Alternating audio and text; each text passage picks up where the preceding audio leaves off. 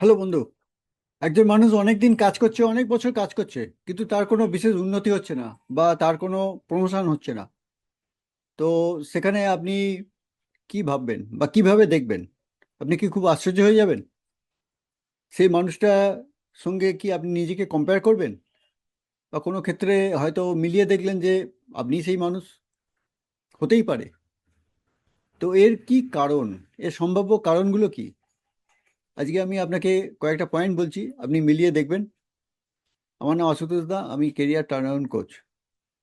এই যে একজন মানুষ অনেকদিন ধরে কাজ করছেন কোনো কোম্পানিতে বা কোনো জায়গায়, বা হয়তো নিজের ব্যবসায় করছেন, কিন্তু খুব একটা উন্নতি হচ্ছে না, খুব একটা কাজে থেকে তিনি যে লাভটা মনে করছিলেন পাবেন সেটা ঠিক পাচ্ছেন না। এর কারণটা কি?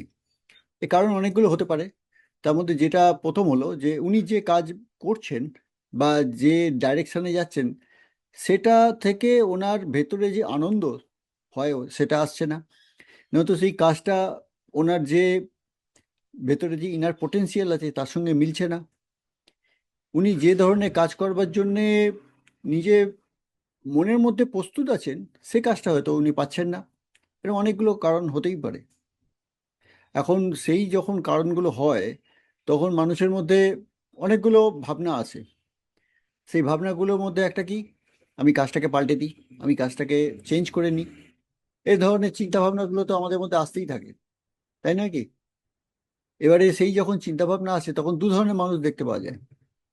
কেননা এই ধরনের চিন্তাভাবনা অনেক বছর কাজ করার পরে যদি আসে, তখন অনেকগুলো চিন্তা এসে যায়। এক নম্বর হলো ভয় আসে যে এটা ছেড়ে আমি অন্য কি কাজ করব। দু নম্বর, ফ্যামিলির বার্ডেন তৈরি হয়ে যায়। কেননা রেসপন্সিবিলিটি একটা বড় জিনিস, সেটাকে আমরা চট করে ছেড়ে দিতে পারি না। আর তার উপরে আমাদের মনের মধ্যে একটা শঙ্কা থাকে যে আবার নতুন করে শিখতে হবে। এরকম অনেক জিনিস আমাদের মধ্যে চলতে থাকে। তার ফলে এই যে দু ধরনের মানুষ, তার মধ্যে এক ধরনের মানুষ মনে করেন যে না, যেরকম আছে সেরকমই চলুক, আর কিছু করার উপায় নেই, যা হয়ে গেছে আর কিছু করার উপায় নেই, এখন এরমভাবেই আমাকে চলতে হবে। তা সারেন্ডার করে দিলেন। তারা নিজেকে আর বদলানোর জন্য সুযোগ দিলেন না। বা আর নিজেকে মনে করলেন যে আমি যেখানে আছি এখান থেকে আমি আর চেঞ্জ হতে পারবো না, আমি যেরকম আছি সেরকমই থাকি, আমার লাইফ এরমভাবেই চলবে, ব্যাস। আরেক ধরনের মানুষ আছেন যারা বলেন না, একবার ট্রাই করে দেখি, একবার চেষ্টা তো করে দেখি যে এটা ছাড়া আর অন্য কি করা যায়, অন্য কিভাবে করা যায়। তারা সেই যে আহ, ব্যাঙের মতো যে কুয়োতে পড়েছিল, সেখান থেকে লাফ দিয়ে বেরিয়ে বাইরের জগৎটাকে দেখবার জন্য তারা জাম্প দিল। এখন জাম্প দিলেই যে তারা সবসময় একটা ভালো জায়গায় বা ভালো পজিশনে অন্য জায়গায় গিয়ে পাবে, তার তো কোনো মানে নেই। হয়তো পেলো, কিন্তু সঙ্গে করে সেই মাইন্ডসেট নিয়ে গেলেন। তার ফলে সেখানে গিয়েও দেখলেন যে সমস্যা একই হচ্ছে। কেন? না, উনি নিজের ভেতরটাকে বদলাতে পারেননি, নিজের মাইন্ডসেটটাকে বদলাতে পারেননি। বা নিজে যে ধরনের কাজ করবেন বলে মনে মনে ভেতরে আছে, কিন্তু এক্সপ্রেস করতে পারছেন না, এনভায়রনমেন্টটা সেরকম পেলেন না। বা নিজে কি করতে চাইছেন আসলে সেটাই ওনার কাছে পরিষ্কার নয়। উনি একটা জব চেঞ্জ করার জন্যই চেঞ্জ করে নিলেন। তার ফলে সেখানে গিয়েও উনি স্যাটিসফ্যাকশন পেলেন না। এরকমও অনেক দেখতে পাওয়া যায়, হয়ও। এবারে সেই জন্যে সেই সমস্ত মানুষেরা যদি তাদের মাইন্ডসেটটাকে আগে চেঞ্জ করে নেন, যে যে ধরনের কাজ উনি খুঁজছেন সেই ধরনের কাজের পরিবেশ যদি পেয়ে থাকেন, বা উনি যে কাজটা করতে যাচ্ছেন সেটা ওনার নিজের সঙ্গে, নিজের দক্ষতার সঙ্গে মিলছে, বা উনি যে দক্ষতাটা ভেতরে আছে বা যেটা শিখেছেন খুব ভালো, ওটার উপর ওনার দখল আছে, বা উনি করতে ভালোবাসেন, সেই সংক্রান্ত কাজ পেলেন, তাহলে অন্য কথা। এইগুলো ভেবে যদি উনি জব চেঞ্জ করেন, খুব ভালো। আর না করলে সেই একই আবার ঘটতে থাকবে, আবার রিপিটেশন রিপিটেশন। তো এবার এখান থেকে বেরোনোর উপায় কি? এখান থেকে বেরোনোর উপায় একটাই হলো, সেটা হলো নিজেকে জানা।